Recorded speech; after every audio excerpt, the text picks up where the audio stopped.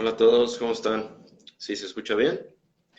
Esperamos un segundito en lo que llega Alan, aquí está ya.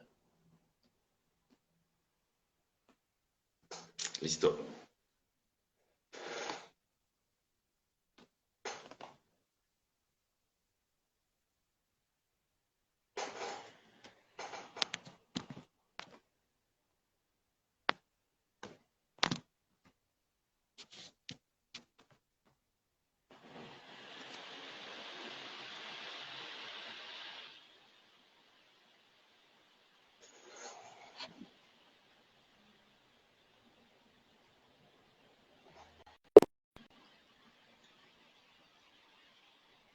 Hola, hola. Déjenme intentarlo otra vez, creo que no salió aquí la...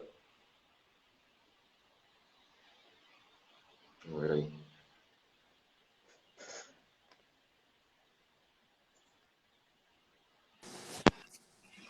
Oh, there you go. Hi Alan, how are you doing, man? Hey, bro, can you hear me all right? I can hear you just fine. Can you hear me cool? I can hear you great, dude. What's up, Very Daniel? How well, you man. doing, man? I'm doing great. Thanks for accepting my invitation. It's such a privilege and honor. Second time we get to talk.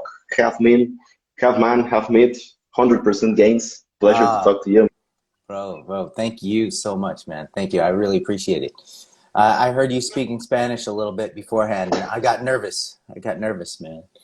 You know? Don't worry, man. That's because I don't know if to say following because I'm not an influencer in any way. But it's kind of funny, but I live in Mexico, so I habla en español. Listo, empiece. Very well. Protein. Vamos a hablar de las proteínas. I I love can, it, I, can- man. I I love can it. do it simultaneously if you want to. It slows things down, but if you want to, it sounds kind of sexy when we talk in Spanish and then in English.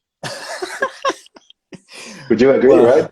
Well, yeah, well, Alberto Nunez, Alberto, Ah, there you you go. know, There you he have it. yeah, he does that pretty good. So it does sound pretty. It's whatever you want to do, man.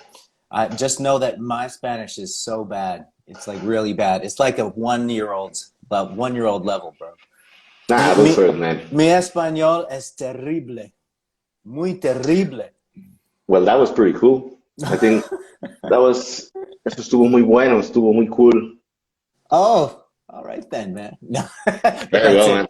it. So anyway, protein. I wanted to begin, and again, thanks for taking the time.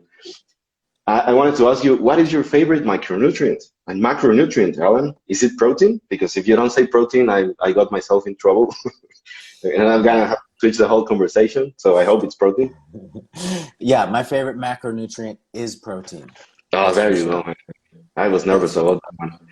But in all Yes. seriousness, protein. I wanted to begin with the RDA because I think it's a good place to start. Mhm. Why is it Yeah. so damn low?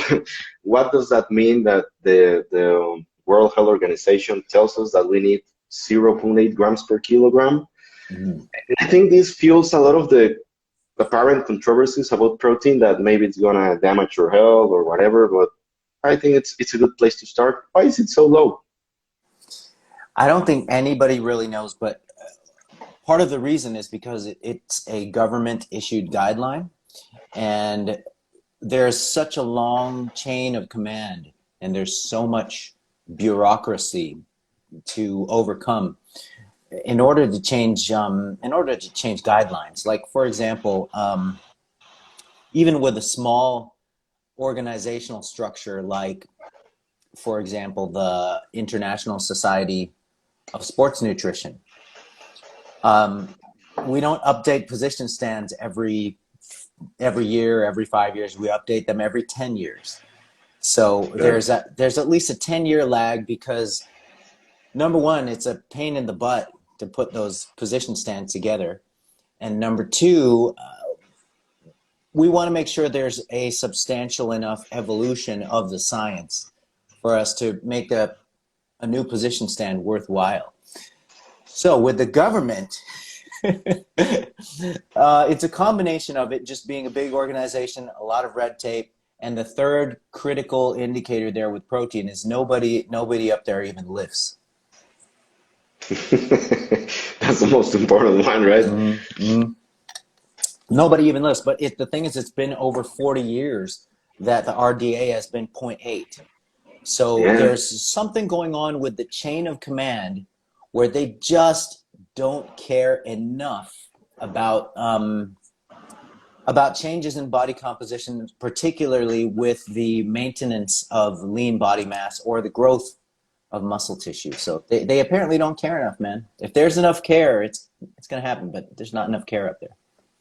that's really interesting, and I find it kind of odd because I think the amount of evidence we have in regards to protein and just overall health, let's say for older individuals in certain pathological contexts, Yeah. it's sufficient enough that you would think that the RDA would tend to change someplace in the future, not just for bodybuilders, not for just athletes.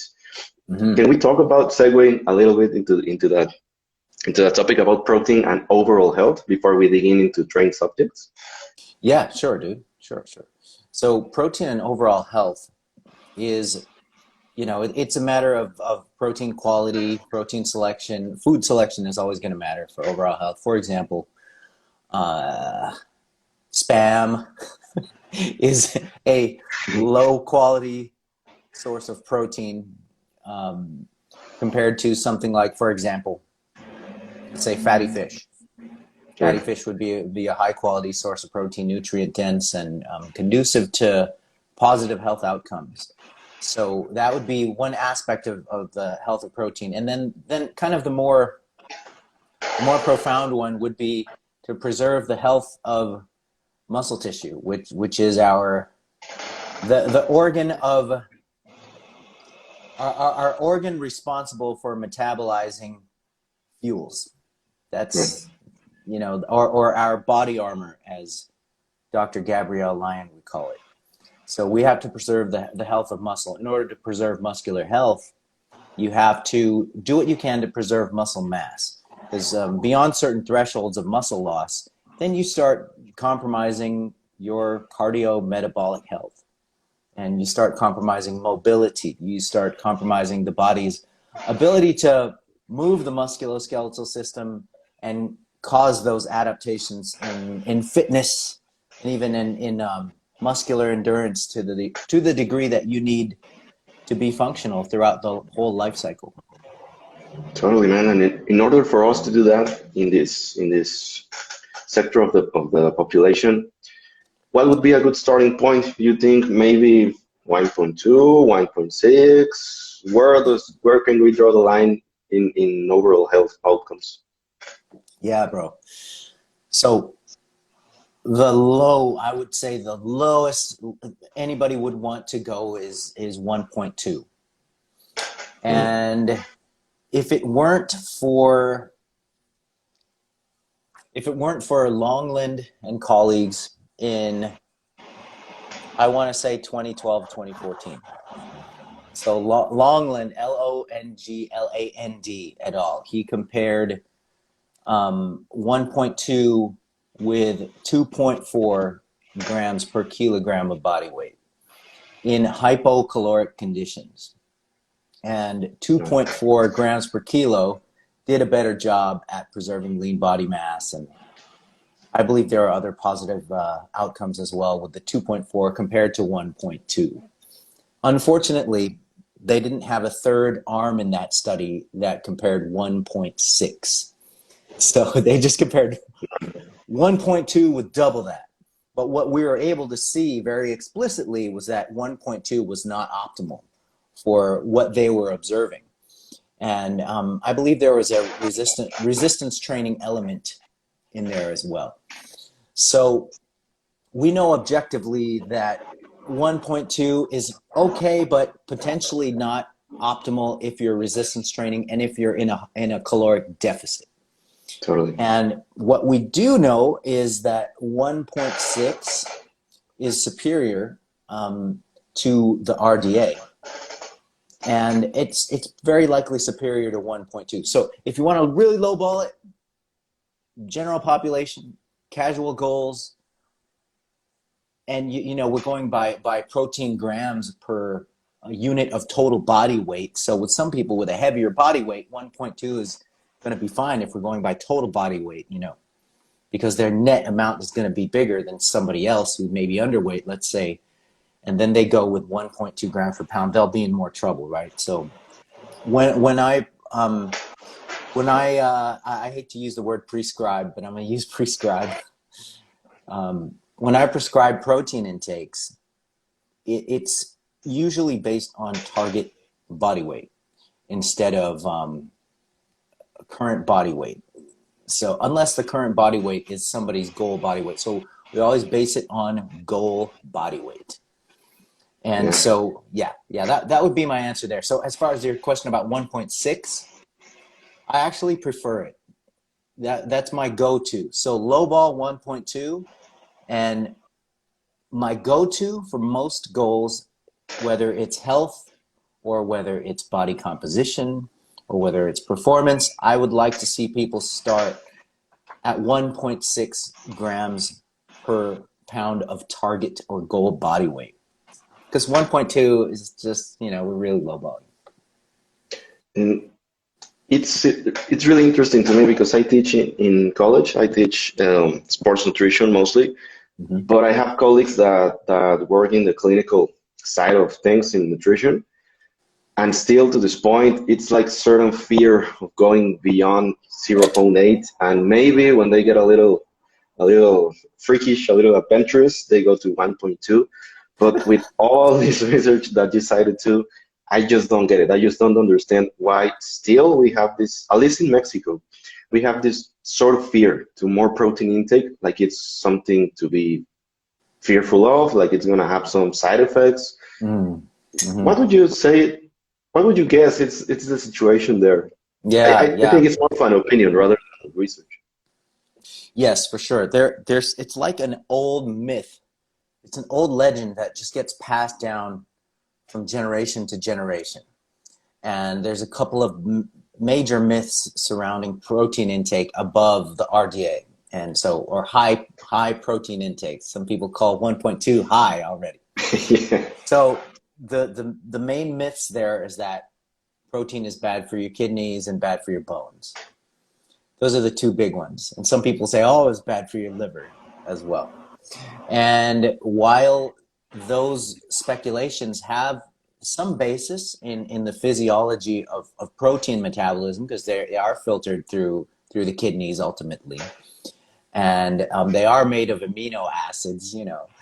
And so some people will make the leap of logic that, oh, because protein is made of amino acids, it's going to raise the acid load of the body and then leach calcium from the bones and all of that crap. So, okay, those are fine questions. Well, let's put those questions to the test in research. And first, looking at the kidney issue, there's a great meta-analysis by DeVries, Devries, and Phillips and colleagues. And they examined the literature very thoroughly in a meta-analysis. So a meta-analysis is the pooling of the data of all of the relevant studies on the topic. And you look at whether there is a meaningful effect. And sure enough, they looked at protein all the way up into the high ranges above 2.2 and towards 3 grams per kilogram of body weight. And, you know, no ill effects on kidney function, on glomerular filtration rate. And by the way, if I said 1.2 grams per pound or 1.6 grams per pound earlier, I meant to say per kilogram of body weight. Don't sweat it. I don't know if I messed that up. It's really early for me here. So, so yeah, that is a key piece of evidence refuting the idea that protein is harmful to the healthy kidney. It's that meta-analysis by DeVries and the bro, Phillips. You know, he's a bro, whether he Canadian bro. Canadian bro, yes. He already And accepted his bro status. Another great piece of evidence looking at the safety of protein on everything, kidney, bone, liver, everything, is the position stand on protein intake. And this is by Ralph Jaeger, or Yager, or however you pronounce his last name. And this is the ISSN position stand on Ralph Yager. Okay, you got a party going back there. I hear it. That always messes my classes up when I teach something online or whatever. Always that stuff, or either the garbage truck, man, always.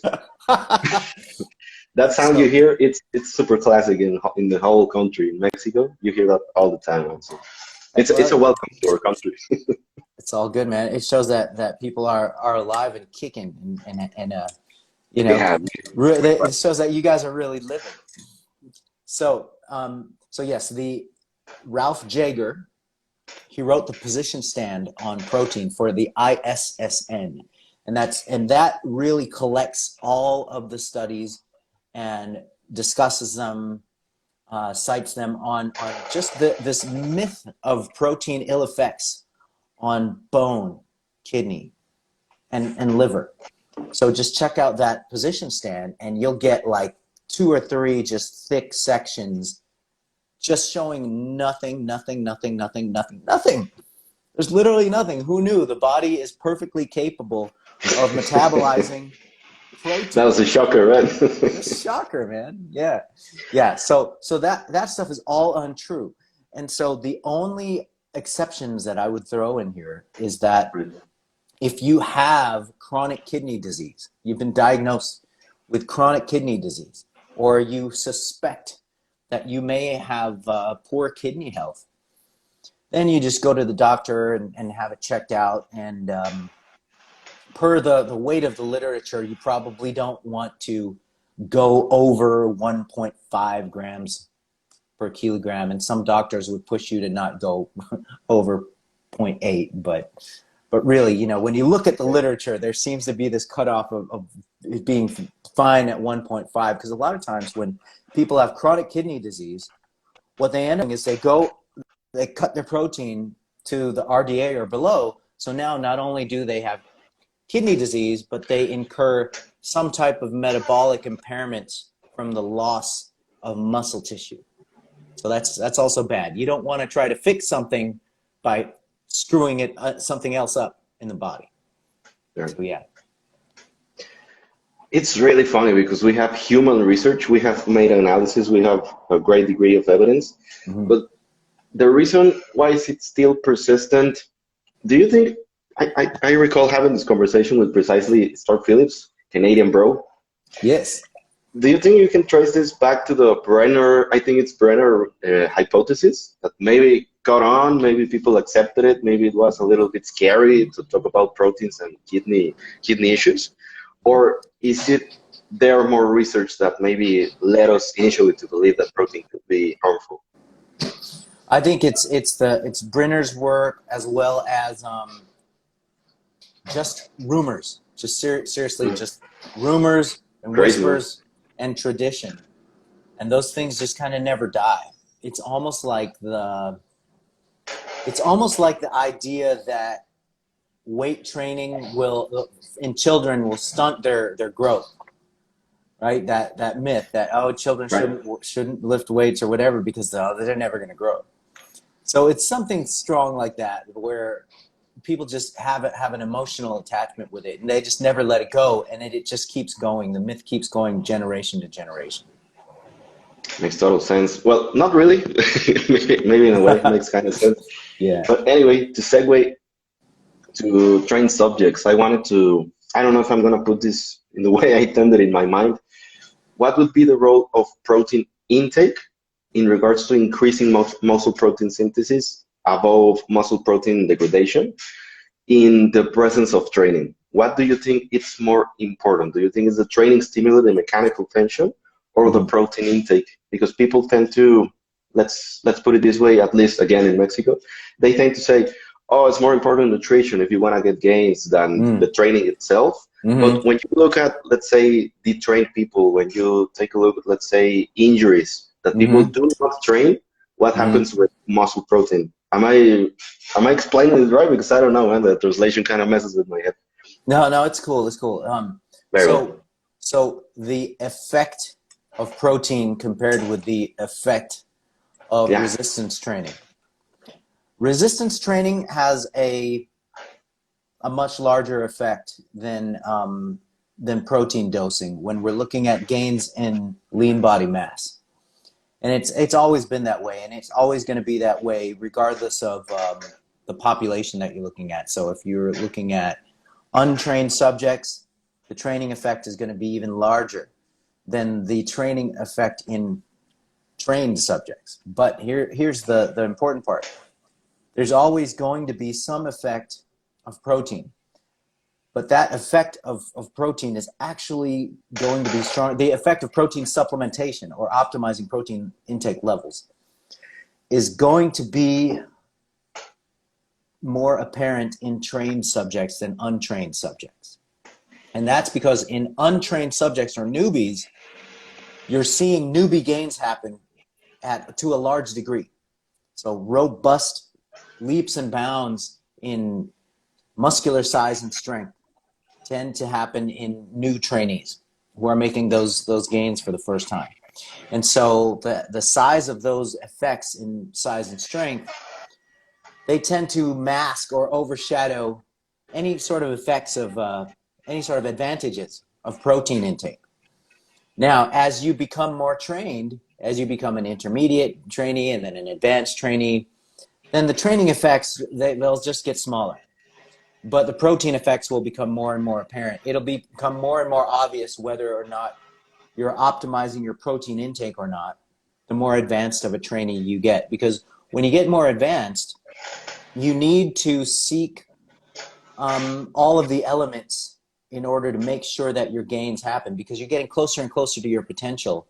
And what we've seen over a couple of papers now, there's Pasiakos' systematic review in 2015. There's the systematic review and meta-analysis that I did with Rob Morton and Stu Phillips, showing that protein supplementation has a greater effect in trained subjects compared to untrained subjects. However, the resistance training effect is still always larger than the protein effect. So hopefully that makes sense. It's a little bit confusing. No, it makes total sense because I've seen that in practice that we tend to overemphasize protein consumption beyond the training itself. And I think if we don't put the training itself into the equation, doesn't really make much of a difference. Yeah. Even I would dare to say in for overall health. Yeah. You can consume a very high protein diet and not train, and still see a lot of the ill effects that happen with people on a low protein diet. So it's true. You need the training stimulus in order to put the protein to work. I think one way to put it, correct me if I'm wrong, is it's that the training itself, it's the initiator of the process, and then nutrition and protein obviously, it's like permissive to set process. Yeah, it is. It's not protein isn't some independent driver. So it does permit the process to happen. It's more like the bricks, whereas the bricklayers is actually the exercise. So the bricks ain't gonna do anything just lying around. Yeah. You need the bricklayers. Yeah. You need to do the work, man. Yes. Very well. The next question I wanted to ask you, it's kind of maybe a little bit confusing too, because I was reading, I think it was an article by Greg Knuckles that found that most of the research, sports nutrition and also training, it's conducted in males. So I wanted to ask you about, okay, now we're talking about trained subjects. I think it's safe to say, as far as my knowledge goes, that maybe 1.6, 2.2 grams per kilogram would be sufficient. But my doubt is, does that also apply to females? Or maybe do we have some different research specifically on females? Or can we go by that one for females too? I tend to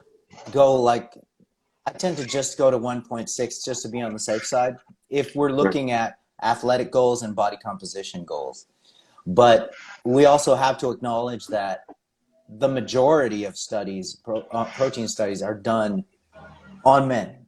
Right. So we don't have any systematic comparisons of whether women actually require less. But just by simple logic, the average healthy female will have somewhere between 20 to 30% body fat, whereas the average healthy male will have somewhere between 10 to 20% body fat. And so you've got, a 10 to 20% difference running there between the sexes. Right. And since protein intake is really meant to support the lean body mass, and with those differences in lean body mass, then there could be a tendency to over prescribe protein to women, especially if you're going all the way up to, let's say, 2.2 grams per kilogram of body weight. But I have to say, even if you overdo protein a little bit with women, it still doesn't result in adverse effects. So there's a study by Joey Antonio and colleagues, and it's titled, "Is Protein Bad to the Bone?" And they're looking specifically at women. And so in this study, they found high protein intakes, I believe to the order of 2 to 3 grams per kilogram of body weight, if I'm not mistaken. And they found no ill effects on bone. And so even if you're a woman and you're overdoing protein, you typically don't have anything to worry about. Well, I'm gonna put this study in my search bar here. Yeah, sure, man. Protein bad to the bone, That's one. Antonio, PubMed, and let's see. Okay. So yeah, this is a 2018 study. Let me see what the dose they looked at. Over 2.2 grams per kilogram of body weight per day. So that was assessed. So at or beyond 2.2 grams per kilogram of body weight. And the conclusion was, despite an 87% higher protein intake compared to the control for 6 months, there was no effect on whole body bone mineral density. There was no effect on lumbar bone mineral density, and actually no effect on lean body mass or fat mass either.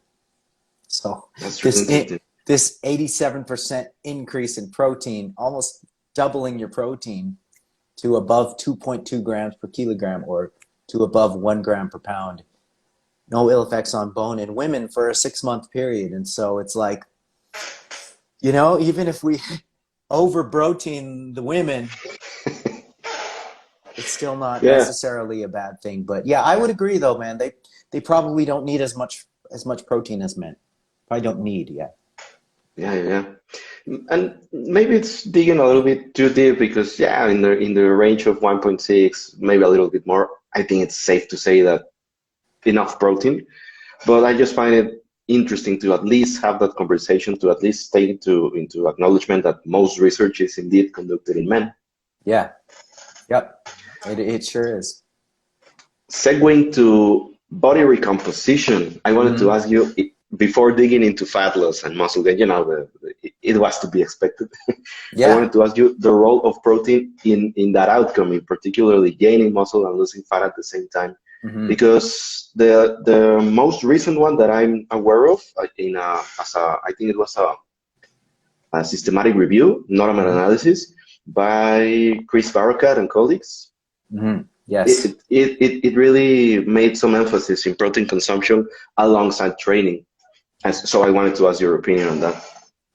Yeah, Chris's his review on that, and he took a look at, he and his colleagues, they took a look at the whole body of literature, and it was actually, they drew observations because there's really no experimental data that establishes a causal effect between certain protein intakes and body recomposition.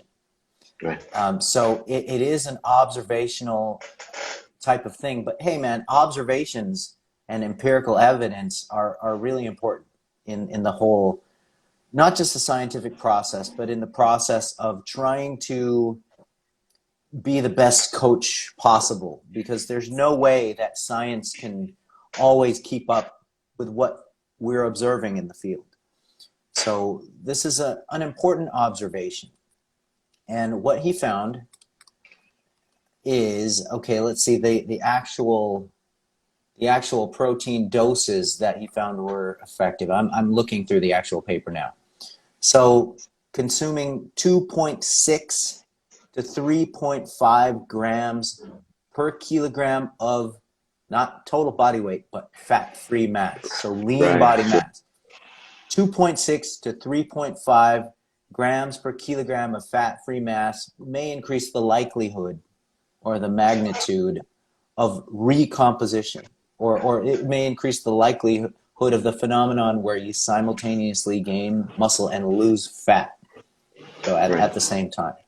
And so it's at those higher protein intakes that something kind of magical, there's obviously no magic happening, but there apparently is a bit of a magical effect in the sense that body fat seems to decrease while muscle is maintained or increased a little bit. So it's a very interesting phenomenon that's seen in beginners and intermediate trainees. So it's not likely going to happen in elite type of athletes, in advanced type of athletes that are already very lean or already very massive in terms of muscle mass, lean body mass. Yeah. And I wanted just to ask about body recomposition, but it's pretty, let's say it's pretty clear that if we want all the gains, not just some of the gains, we want all of the gains. Yes. We shouldn't think about body recomposition. We should think about being in an appropriate surplus and doing it for the sufficient time, right? Mm-hmm. In that particular scenario, do you think we need more proteins or less proteins? Because we're in a mostly anabolic state, because we're in more calories. So most people, myself included, tend to say that, okay, maybe we need a little bit less during an energy surplus and a little bit more protein during energy restriction. But I wanted to ask you, the protein expert, is this the case, or maybe we shouldn't really lose our sleep over that one? Yeah. I think it's just kind of speculative. I don't think we have it fully established what the upper effective limit of dosing is just for muscle growth, even in hypercaloric conditions. So Sure. even conditions where you're consuming more calories than you're burning, I don't think we have it down pat what that cutoff is. Even though the plateau in meta-analyses usually say 1.6, right around 1.6. They're still taking into account individuals who are 20-25% body fat and untrained individuals as well, and just putting them all together. And so if we were to subanalyze folks who are very lean, we might see differences. We might see increases in the amounts of protein that maximize hypertrophy. And also we're taking into account studies that are not necessarily focused on maximizing hypertrophy. Those are also included in those meta-analyses. So we're just looking at resistance training programs that are just done where people are just sort of going through the motions. So that's why you see in the real world with bodybuilders and competitive athletes, you rarely ever see them consuming less than 2.2 grams per kilogram of body weight. And in the competitive bodybuilding arena, you almost never see anything close to 1.6. You're always seeing like somewhere between 2.5 to 3.0 grams per kilogram of body weight. And so if we were to look at things empirically, if we were to examine what are the champions doing, none of them are doing 1.6, even when they're trying to grow. And so with that big divide between what the world elite is doing And what the research is saying, I'm going to go with the world elite, because the research doesn't examine the world elite. Research Yeah. examines regular folks with high levels of body fat. I mean, seriously, like when lean in research terms in men can be all the way up to like 19%. They'll call them lean. That's just what they do. And if somebody has been resistance training for 6 months to a year, then they'll call them trained. You know, Experienced trainer. Yeah, right. resistance trained they've been training for 6 months. Yeah. So yeah, and I think that's what explains a lot of the differences between what we see in research versus what we see in the real world at the higher levels of competition. So so yeah, for going back to your question, Daniel, I think that our presumption that muscle growth cuts off at 1.6, I just don't trust that. I don't think that's a safe bet. So and Man, as that's far interesting. as recomposition goes, I think Barakat really he probably nailed it as far as like observationally anyway, that 2.6 to 3.5 grams per kilogram of fat-free mass, which in terms of total body mass would probably come down to 1 to 1.4 or so, 1.5 Yeah. grams per pound of total body mass for recomposition.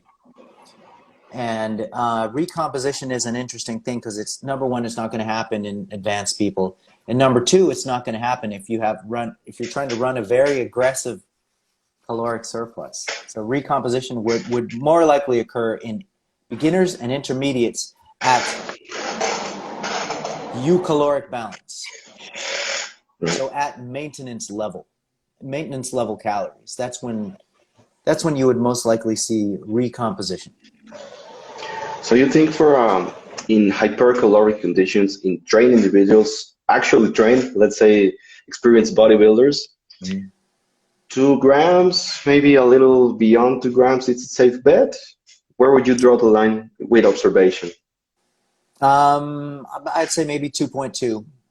In hypercaloric conditions in trained folks, it's probably 2.2. And Right. the reason that I say that, there's a bunch of research by Jose Antonio, and the habitual intakes of the subjects are between 2.0 and 2.2. And what happened in one of the studies in women actually was a bit of recomposition when they kicked it up to 3.0 grams per kilogram of body weight and a little bit above. And so a little something special happened with the low comparator being 2.2. So fat loss always seems to happen, even with a baseline intake of 2.0 to 2.2, and you just increase protein to 3 and above. Fat loss always seems to happen in free living conditions. But there was actually recomposition that was witnessed in one of those studies. And so this makes me think, okay, well, maybe 2.0 to 2.2 is the ceiling of growth. Maybe 2.2, and I would go with 2.2 as the ceiling of growth in ideal hypercaloric conditions for muscle growth to occur. But you know what, dude? I also have to look at, let's imagine we get an advanced trainee. Right. Relatively advanced, not like Phil Heath or Ronnie Coleman or something. Relatively advanced, and we have him on. Let's say we have him on 2.0 grams per kilogram of body weight. Let's say he's never taken creatine before, and he's never properly constructed his training program with the proper progression, proper pullbacks, proper deloads, and just the proper cycling of effort. And let's say we idealize the training program, we put him on creatine. Well, he's going to go through an adaptation period where he can reopen muscle growth. And so I think that maybe during that time, it could potentially help to increase protein to 2.2. Who knows? Maybe 3.0. No. Because I don't think it hurts to go into those levels of protein intake. I don't think it hurts the muscle growth process. Because what else do you have in the diet left? You have carbohydrate and fat. I mean, you can take a diet and cut the protein intake off at 1.6, but all you're left with is just slamming carbs and fat in the rest of the diet. And so there's only so much fat and carb that you can consume that will help resistance training performance.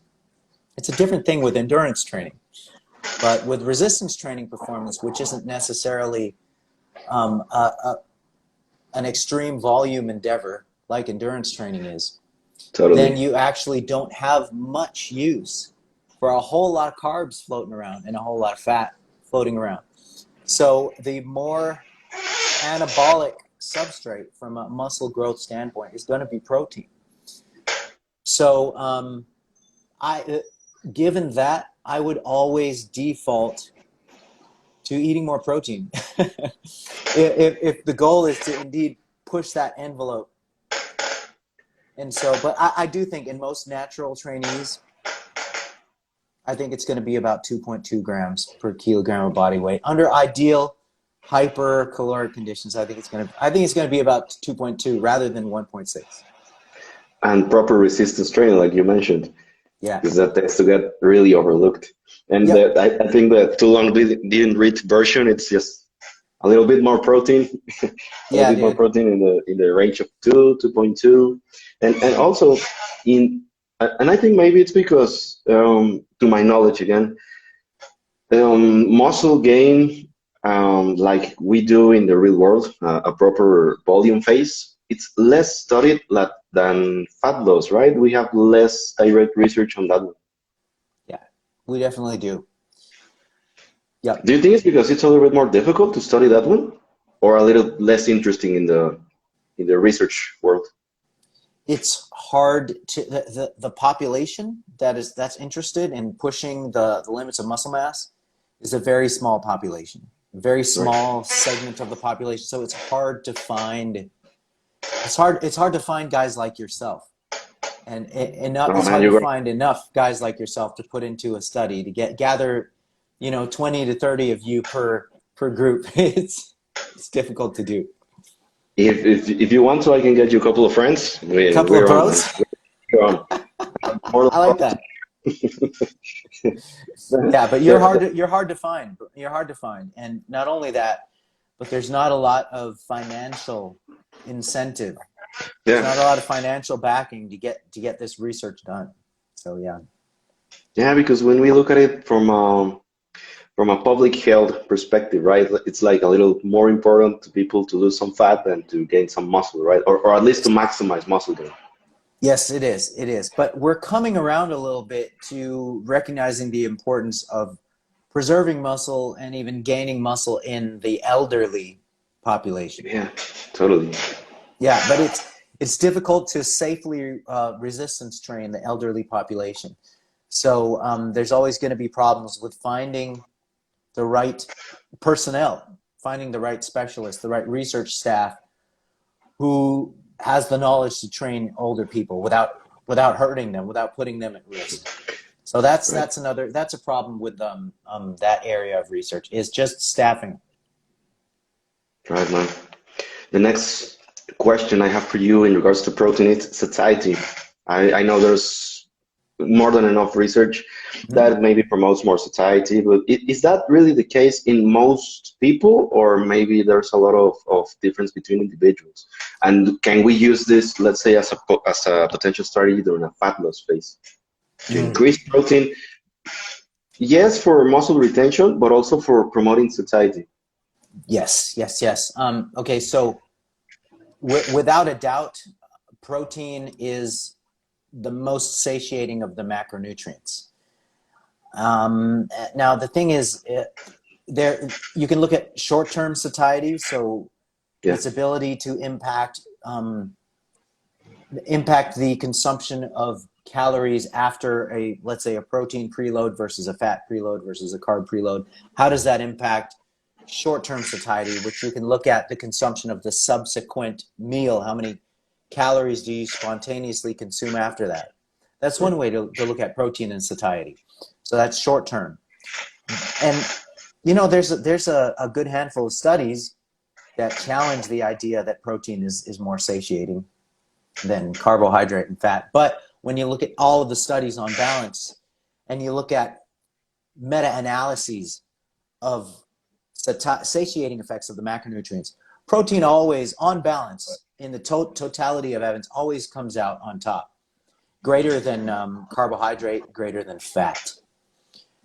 Even if somebody can dig up 5 studies showing, hey, look, protein didn't do better than carbohydrate and fat. Okay, well, fine, but there's still 10 other studies showing that it does outperform carbohydrate and fat. So you can't just cherry pick your favorite rogue studies that showed something different. You got to look at all the studies. Right. And so that's one way to look at protein and satiety. The other way to look at protein and satiety is really kind of the way that counts, which is how does higher versus lower protein impact body weight or body fat levels. And so when you look at the entire body of studies asking that question, protein, it tends to have a greater fat loss effect than lower protein.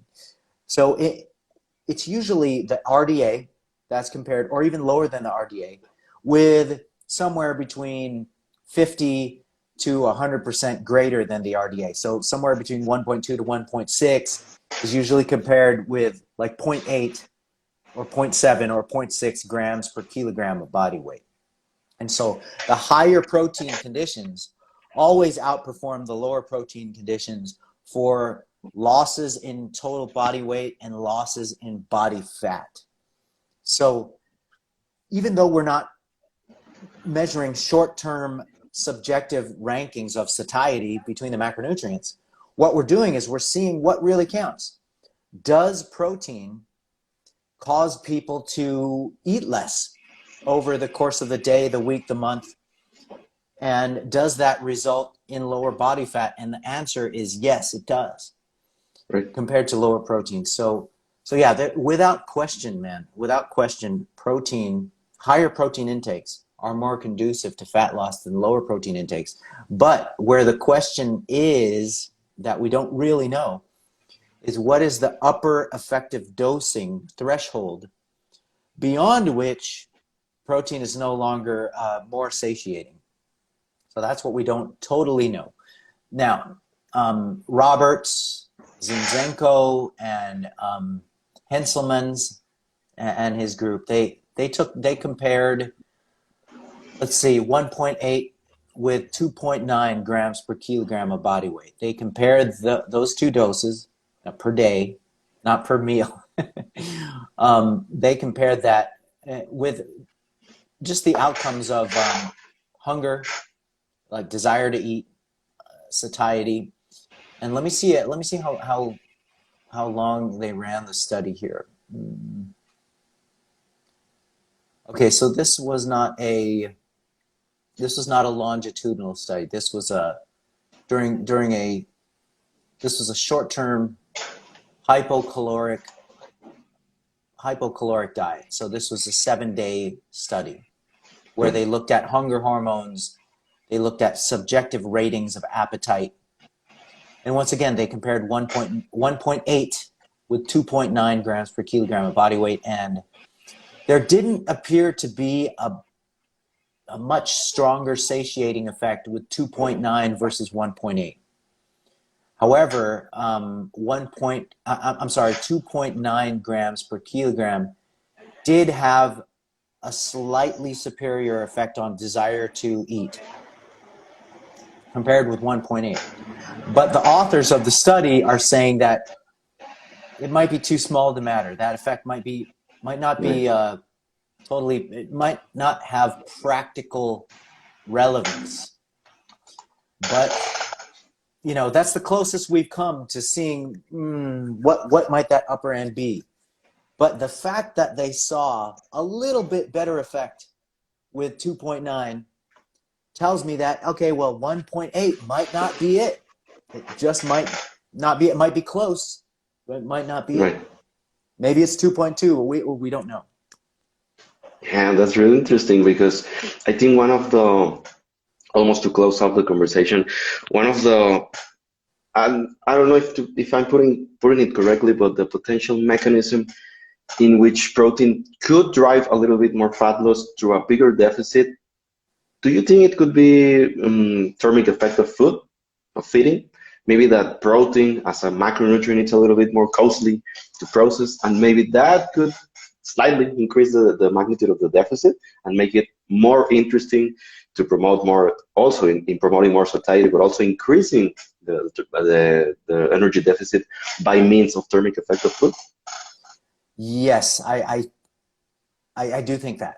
And I do think it's a combination of an increased thermic effect of food as well as um, a subconscious decrease in calories from carbohydrate and fat. So I think that there is a subconscious downshift that people are just not purposely doing, but they almost spontaneously do it. When let's say you double your protein intake from what it is now, that's your assignment, and you're told to do nothing else, just double your protein.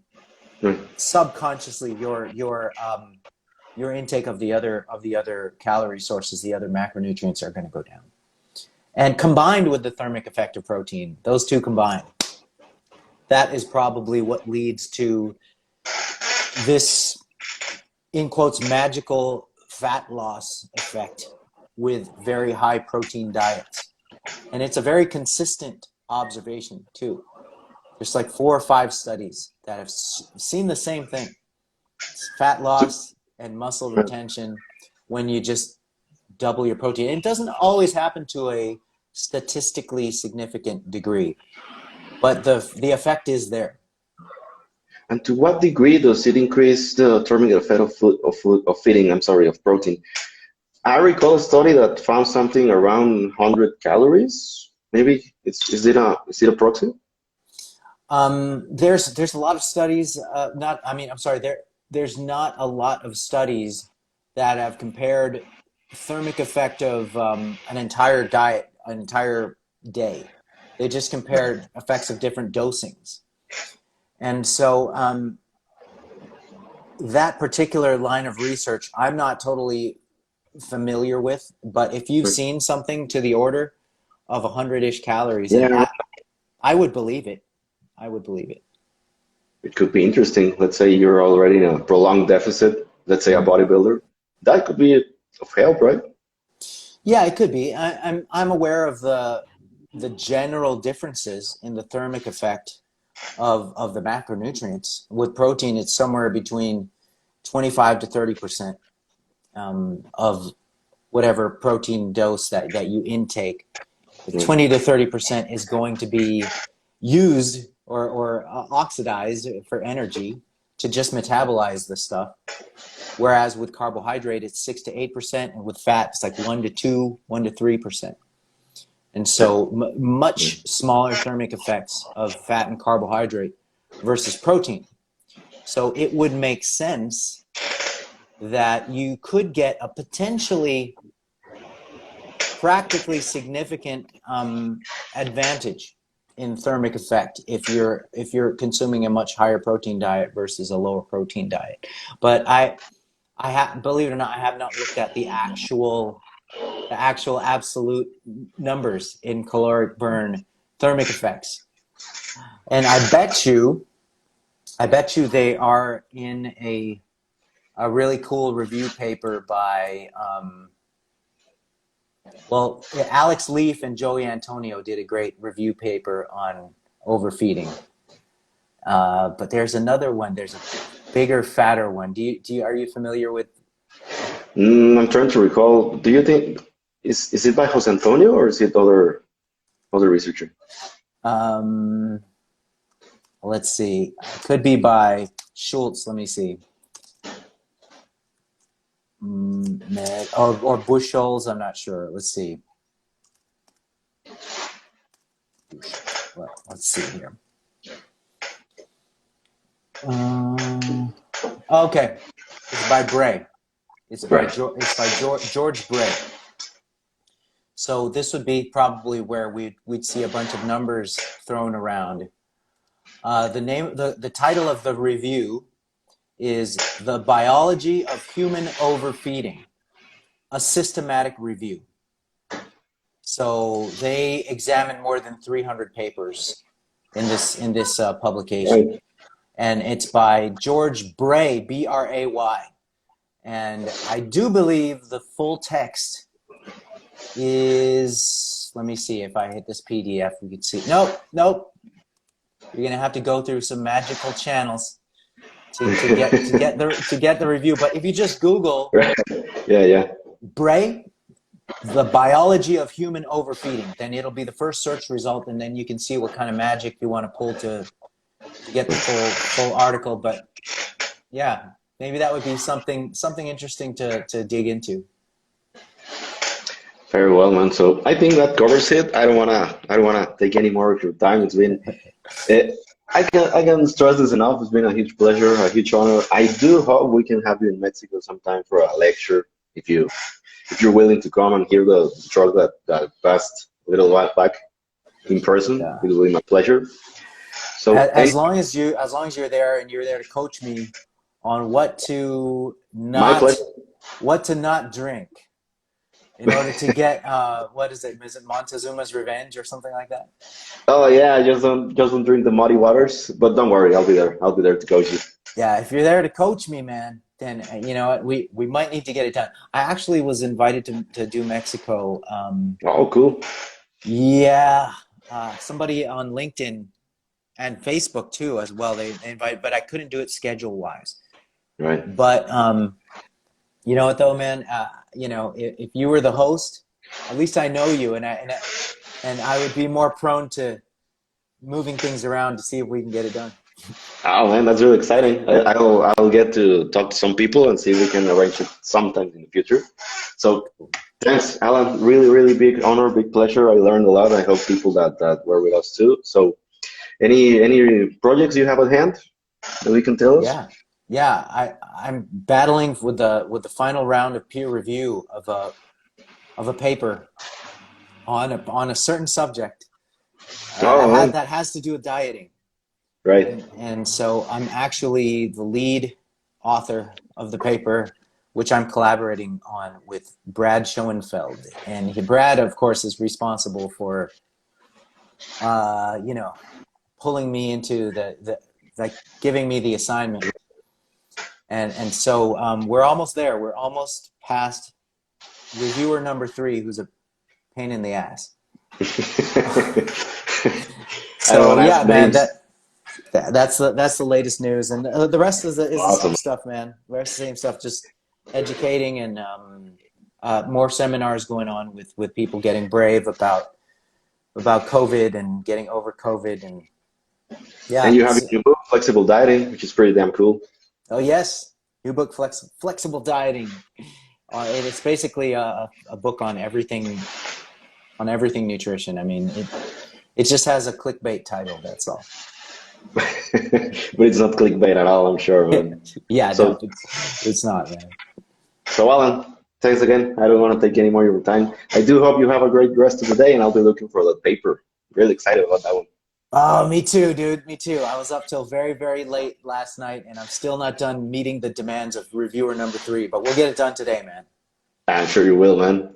Hope you have a great day, Alan. Take care, man. Thank you so much, Daniel.